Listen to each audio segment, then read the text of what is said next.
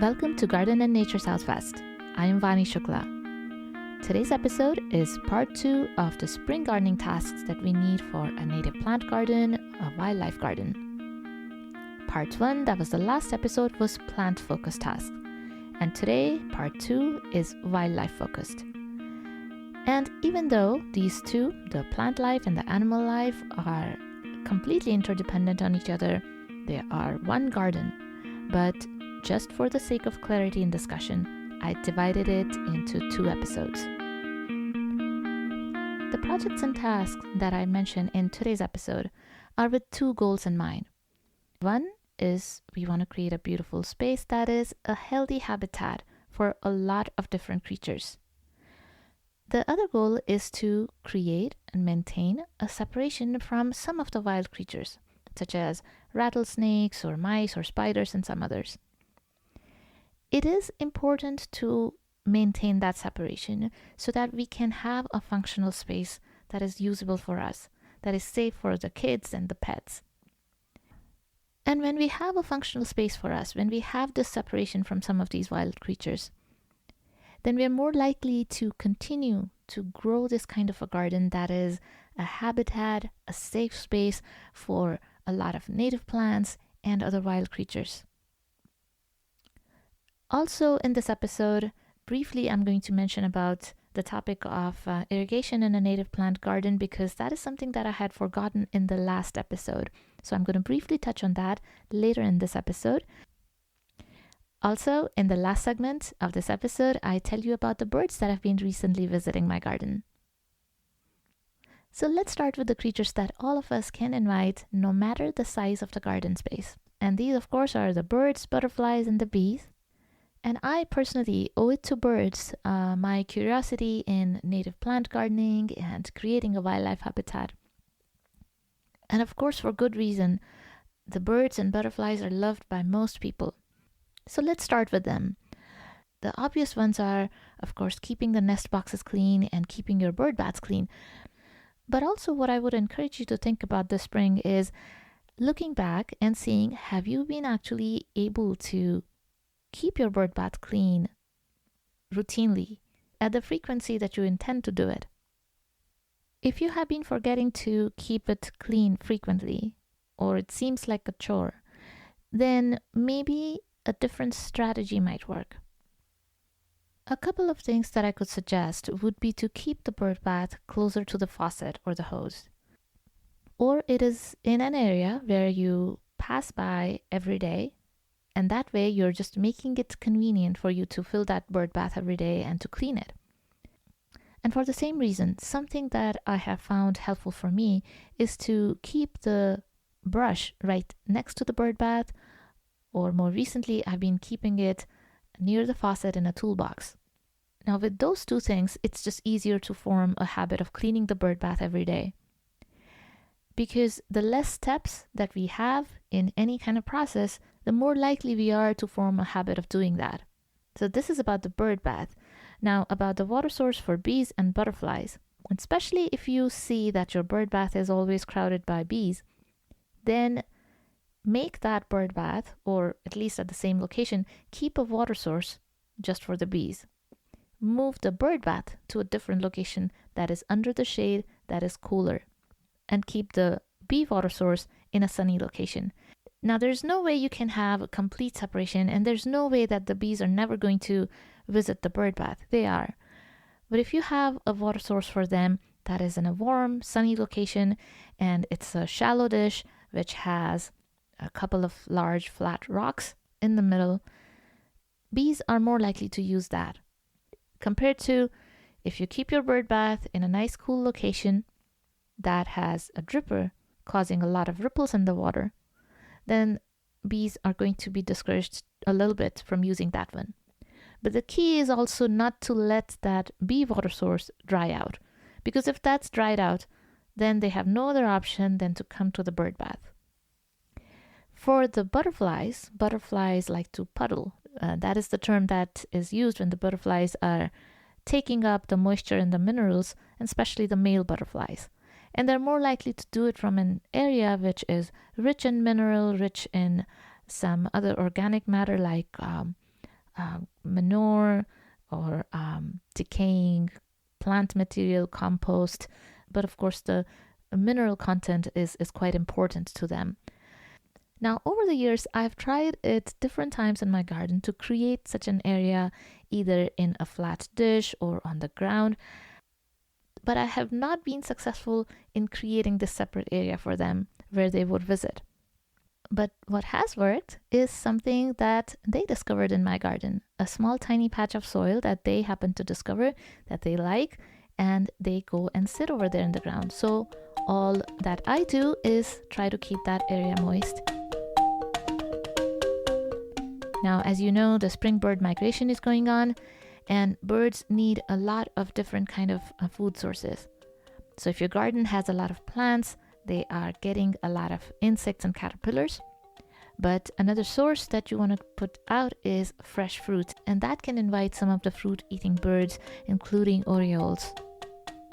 Also, another check you need is on your lights to see that they're not projecting the light upwards.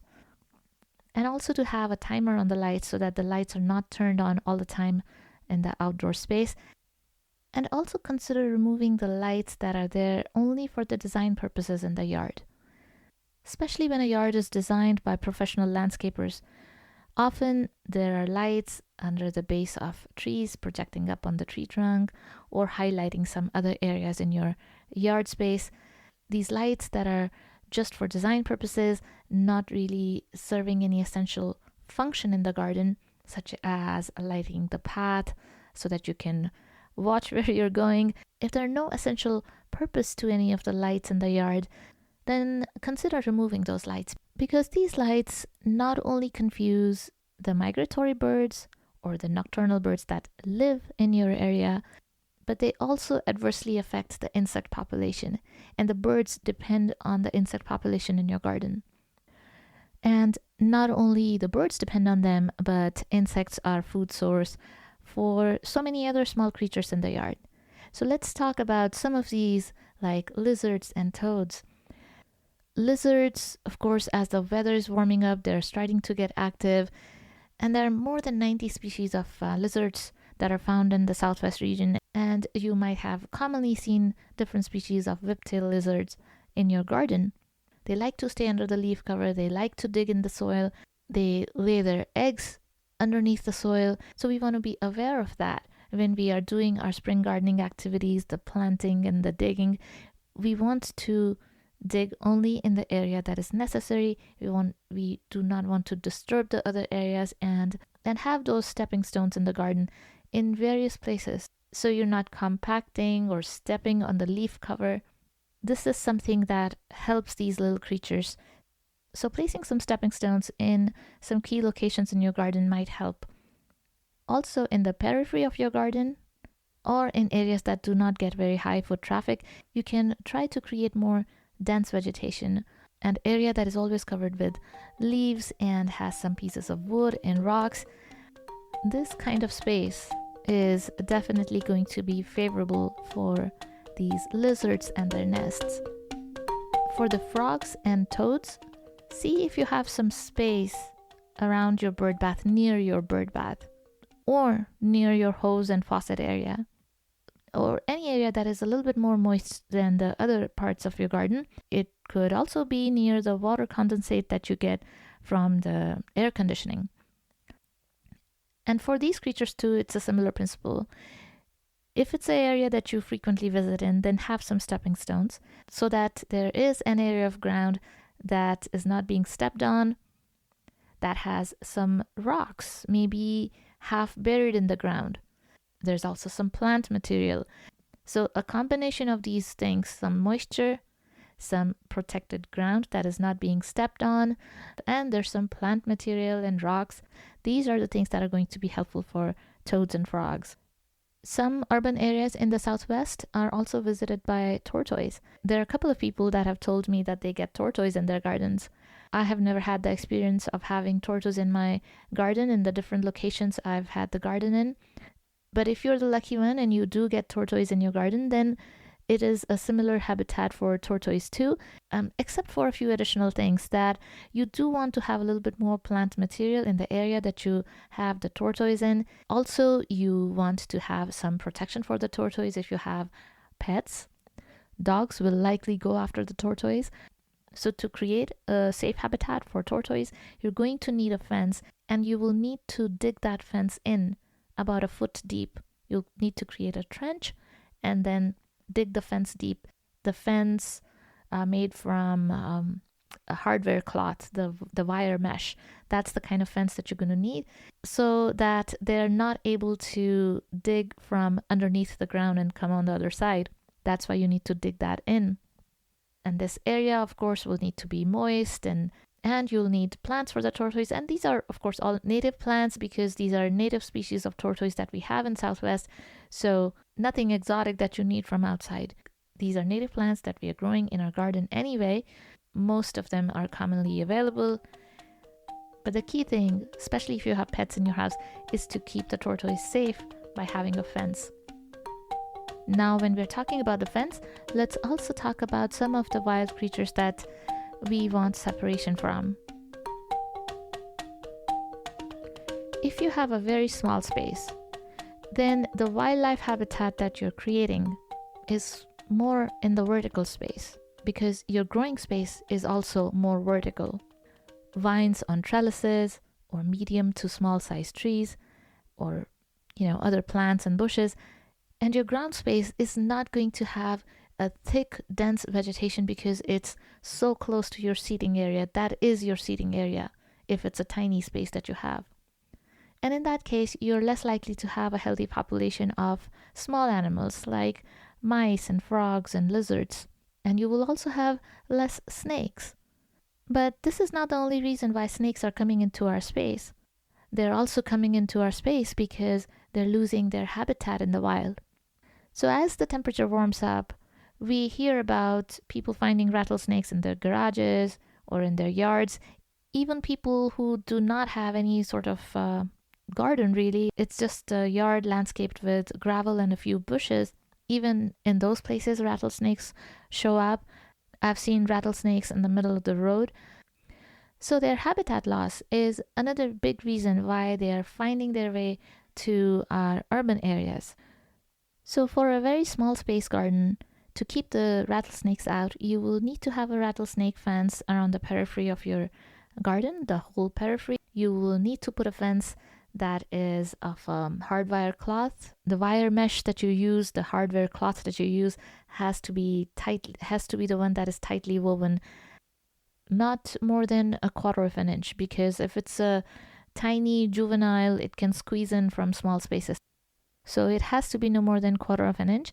And we also have to dig it in the ground.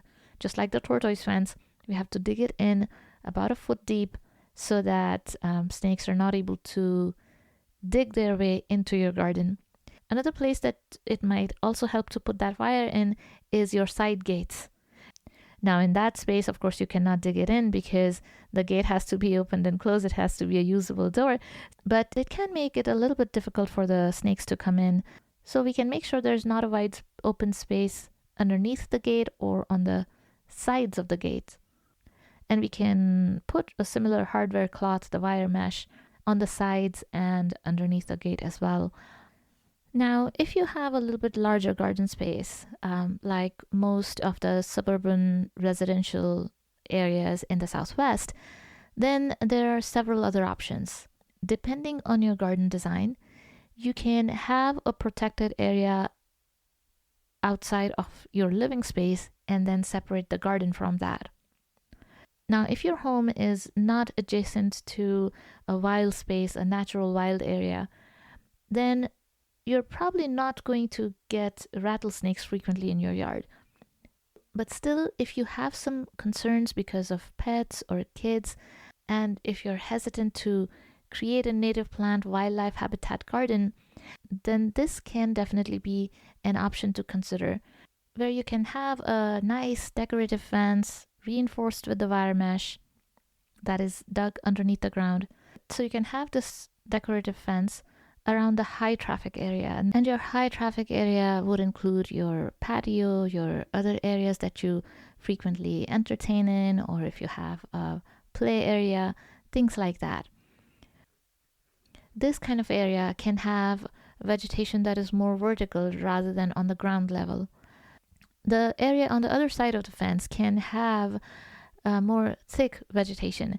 Now, having a fence does not mean that it's just going to be a wild, unmanaged area that you never visit. It's still going to be a beautiful garden that you frequently visit, but you're just going to exercise a little bit more caution. And if you have young kids or pets, they're not going to be just walking in there unsupervised. Also, all the walking paths in the garden, all walking paths should have some clear area next to the walking paths. It doesn't have to be completely clear of vegetation, but definitely avoid thick, heavy vegetation. You could have some agaves or planters. You could keep some of those. And that also helps to maintain healthy distance from unexpected visitors in your garden. Also check in your garden if you have any clutter lying around, any unused tools or empty planters, pile of wood or bricks or other such material near the high traffic areas. You want to avoid that clutter because that is unintended clutter. When you are intentionally putting out pieces of wood in the periphery or in certain areas of your yard to build a habitat for lizards and other critters, that is different from just clutter lying around near the living spaces. When you have unintended clutter near the living space, or sometimes even in the living space, in the patio, and not only the unintended clutter, but also when there are lots of items. It could be a large number of planters, lots of small pieces of furniture, storage items. In general, when there are lots of things in the patio, and especially if you're not able to see the floor clearly end to end in your patio, then that creates more of a risky situation rather than the garden. Even if you don't have any sort of wildlife habitat garden going on in your space, even then, the scorpions, the black widow spiders, and sometimes snakes will find their way in, and they will get a place to hide in underneath the stuff in your patio. So that creates more of a risky situation. So rather aim for a healthy garden and then have a clutter-free space with only the essential items in it. That way, less maintenance required anyway in your patio, and you will have a more wonderful garden to enjoy. Also, go ahead and inspect any spaces underneath your doors, around your windows, any cracks or crevices that you have in your patio.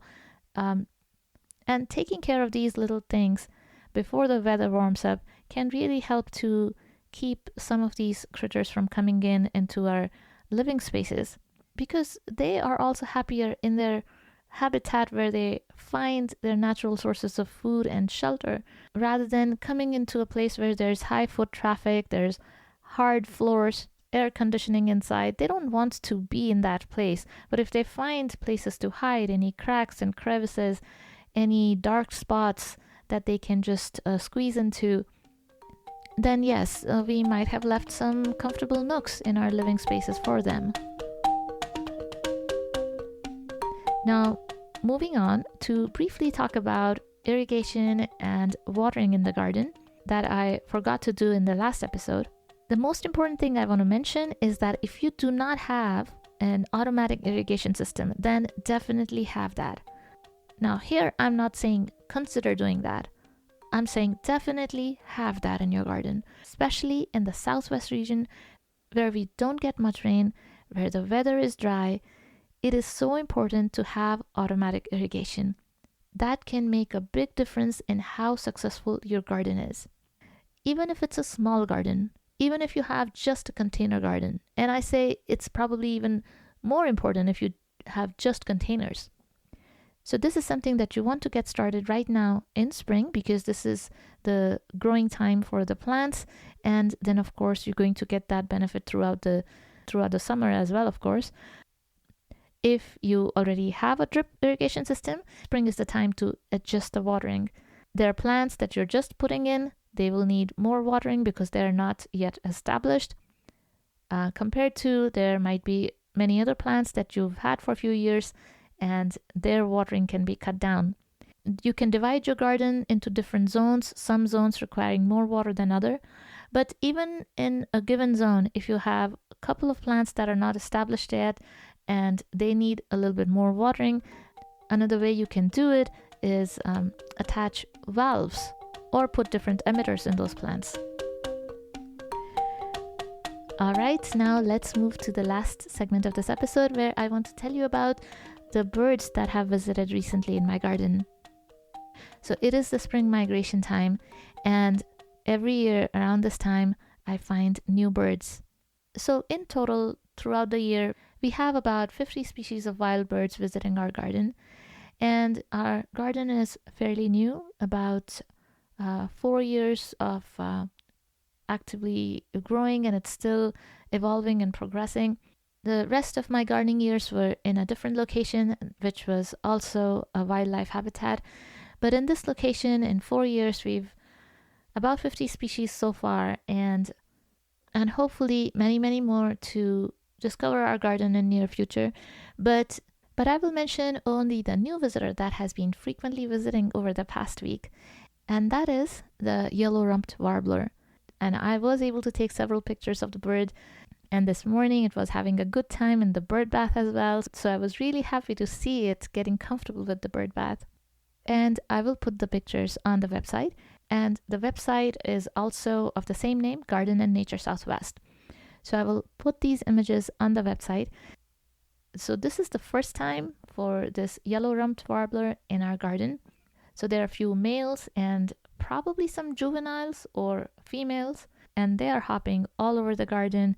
They're on the desert willow tree frequently. They are also underneath the bird bath because it stays moist there. They probably find some insects over there. They're hopping around in the bushes. They're also on the buffalo grass patch. They're very energetic, and I'm seeing them all the time from early morning to late evening. So that is all I have for today's episode. Until next time, bye-bye.